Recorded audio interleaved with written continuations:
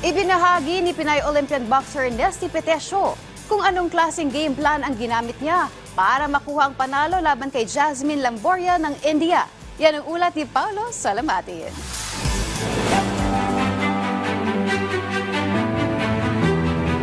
Puspusang training at matinding focus. Ito ang ilan sa mga naging malaking ambag para kay 2020 Tokyo Olympics silver medalist Nesty Petesio upang makakuha ng panalo via unanimous decision sa kanyang opening bout sa ginanap na round of 32 ng women's 57 kg division katapat si Jasmine Lamboria ng India. Dahil dito, nasa perpektong kondisyon ng 32-year-old Davao native boxer na kung saan napanatili nitong kontrolin ng tamang distansya kontra sa mas matangkad na kalaban. Kasabay pa nito ang pagpapakita ng impresibong head movements upang iwasan ang mga suntok ng Indian opponent.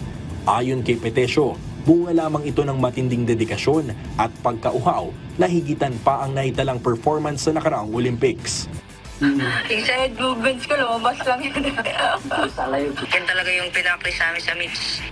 Ibinahagi rin ni Philippine Women's Boxing Team Coach Reynaldo Galido ang dahilan kung papaano nila napag-aralan ng husto si Lamboria.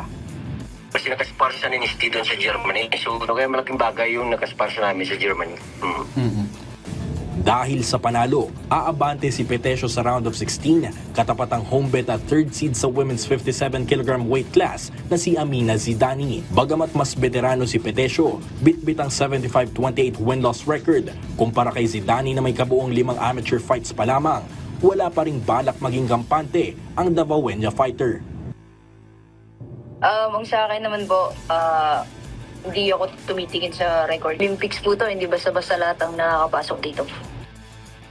Sa ngayon, patuloy pa rin ang pag-ensayo ni Petesio kasama ang iba pang Olympic bets ng national boxing team upang masiguro ang magandang momentum at pagsungkit sa inaasam na medal round. Samantala, hindi naman nagtagumpay ang kapwa Tokyo Olympic medalist sa si Yumir Marcial kaninang madaling araw Manila time matapos makalasap ng 5-0 unanimous decision loss sa round of 16 ng men's 80 kg division kontra kay Turabek Khabibulaev ng Uzbekistan. Nagbigay naman ng mensahe si Philippine Olympic Committee President Abraham Bambol Tolentino ukol sa naging resulta ng laban ni Marcial. Iminungkahi ni Tolentino na hanga ito sa sakripisyo at tapang na ipinakita ni Marcial. Dagdag pa niya na hindi nababagay si Marcial sa light heavyweight class o 80 kg division kumpara sa natural na timbang ni Marcial na middleweight lamang.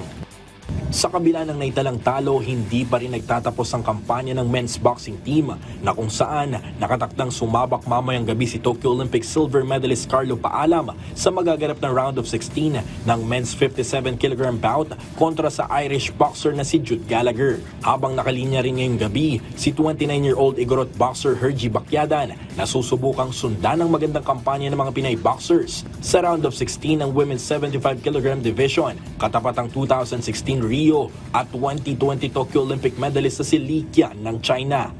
Paulo Salamatin para sa Pambansang TV sa Bagong Pilipinas.